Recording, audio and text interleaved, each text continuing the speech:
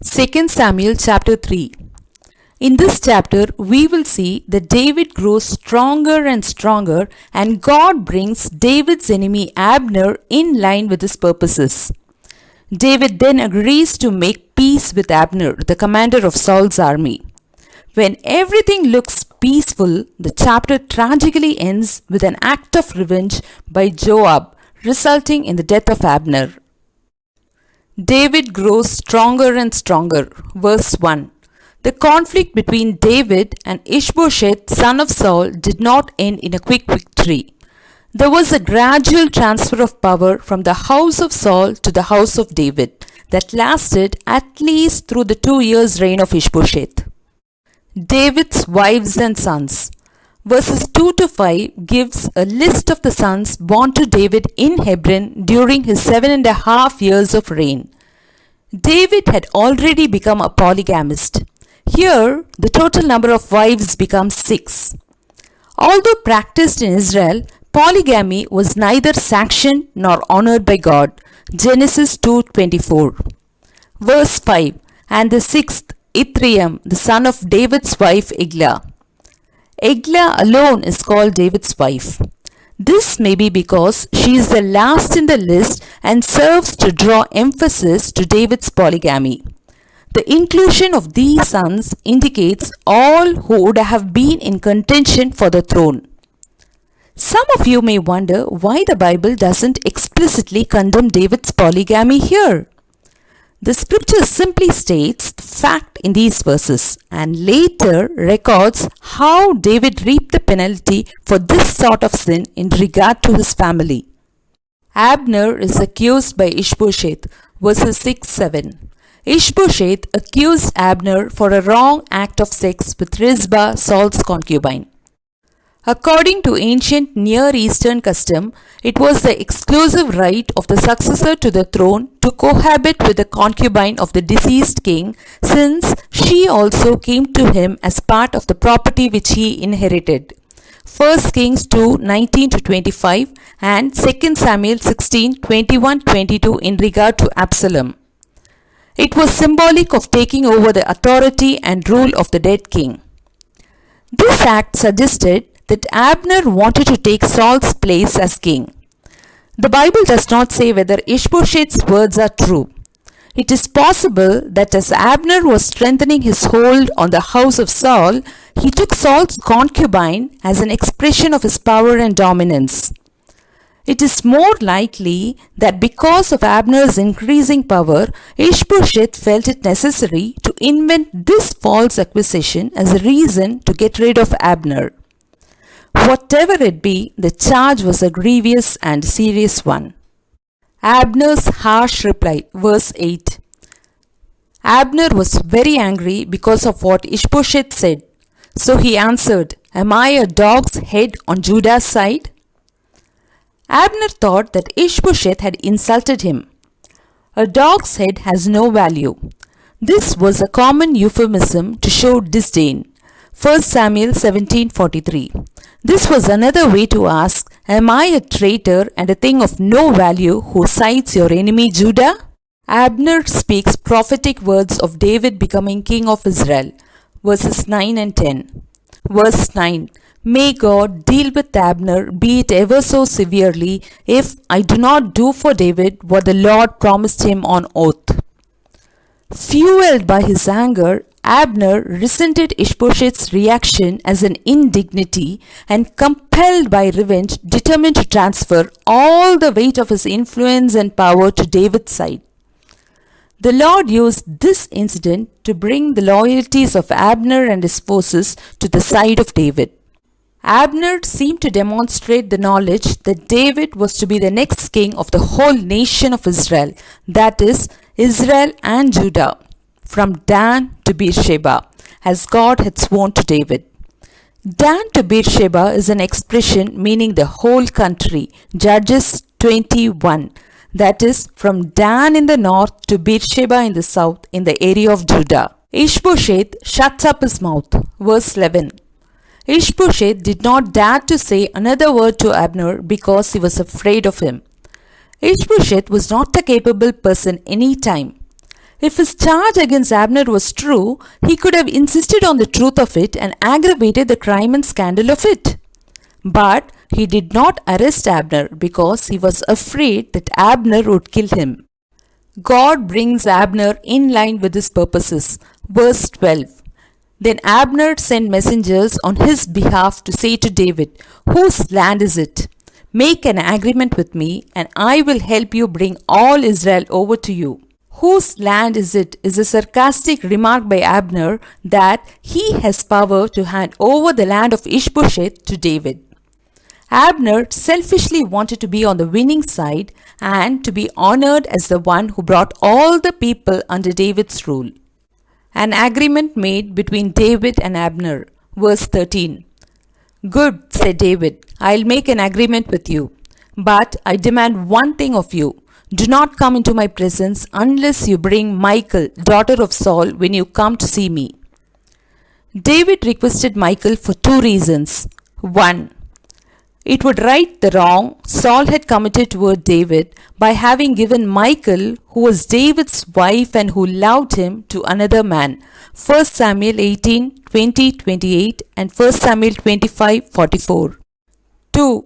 Reunion with her would serve to strengthen David's claim to the throne of all Israel and could tie David into Saul's house and make David more acceptable to the northern tribes.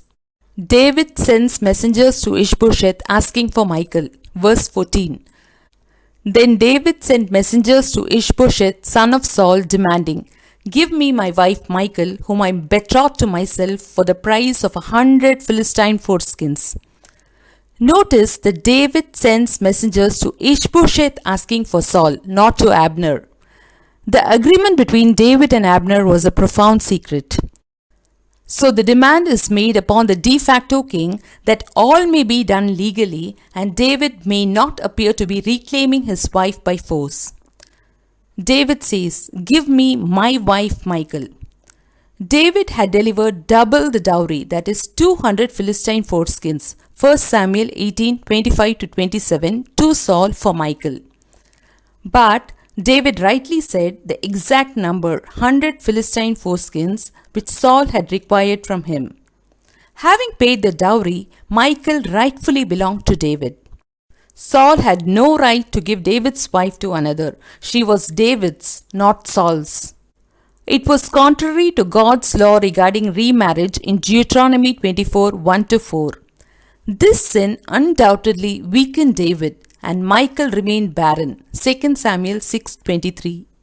Michal taken away from Paltiel for David. Verses 15-16.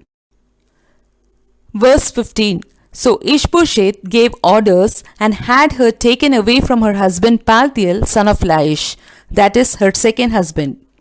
It's very unusual for a woman who is living with her husband to be taken from him for another. This is really what happened in the beginning with Michal and David. So perhaps that is why this happens here. Verse 16. Her husband, however, went with her, weeping behind her all the way to Bahurim. Then Abner said to him, "Go back home." So he went back. Bahurim is located just east of Jerusalem. Paltiel and Michal had lived together for a number of years, so it is understandable that this would grieve her husband. David hosts a feast for Abner and his 20 men who accompanied him. Verses 17-21. The feast which David made for Abner and his 20 men was a solemn sacrificial feast which was customary in ancient times in connection with important negotiations. Genesis 26:30, Genesis 31:54 and 1 Kings 3:15. Having seen David and given him assurance of his fidelity, Abner worked to make David king over Israel. Notice that Abner gave special attention to 1. The tribe of Benjamin, for they were Saul's and Ishbosheth's kinsmen. 1 Samuel 9:1-2. 2. All Israel, for Abner was the commander of Saul's army over all Israel. Verse 21. So David sent Abner away, and he went in peace. This accentuates the fact that David was not involved in Abner's death. Verses 26-30. Joab murders Abner, verses 22 to 27. Joab hated Abner for killing his brother Asahel. He cannot seem to forget that. Joab's men heard the people of Hebron tell of the visit of Abner and that David let him go peacefully. This bothered Joab, who has still not forgiven him for killing his brother Asahel in the battle at Gibeon. In verse 24 and 25, Joab seeks to poison David's mind against Abner so that he may better carry out his revenge and personal vengeance for the death of his brother Asahel. Abner had just travelled 2.5 miles out of Hebron and reached the cistern at Sirah. But Joab's messengers brought Abner from the cistern of Sirah, and Joab stabbed him in the stomach and killed him. His act against Abner was murder, since it was neither an act of war nor a justifiable act of revenge. The below two reasons strongly prove that Joab was wrong. 1. Joab murdered Abner in a city of refuge, Hebron, where God had prohibited the taking of revenge. Numbers 35:22 to 25. 2. Abner had struck Asahel during battle in self-defense. Chapter 2 verses 18 to 23, while Joab murdered Abner to avenge the death of his brother Asahel. David proves himself innocent and curses Joab, verses 28 to 30. This was a very bad situation for David. It could have ruined the agreement that he and Abner had just made. Some leaders in Israel may have suspected that David and Joab had planned this together. So, David acted immediately. Verse 28. Later, when David heard about this, he said, I and my kingdom are forever innocent before the Lord concerning the blood of Abner, son of Ner. Then David curses Joab's family in verse 29. This strong curse here, pronounced by David, shows that Joab's act could not be justified. The curse was that Joab's family will always have someone who 1. Has a running sore, 2. Has leprosy, 3. Who leans on a crutch, 4. Who falls by the sword, 5. Who lacks food.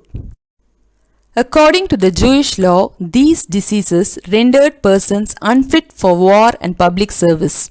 Leviticus chapters 13, 14 and 15. Abner buried in Hebron. Verses 31-32. The family home and therefore the natural burial place of Abner was at Gibeon. 1 Chronicles chapter 8, 29 and 33 and chapter 9, 33. But this may have now been under Ishbosheth's control. Probably at the king's command, Abner was buried in Hebron. Abner's burial in the royal city of Hebron was more honorable and a more remarkable testimony to the grief of David.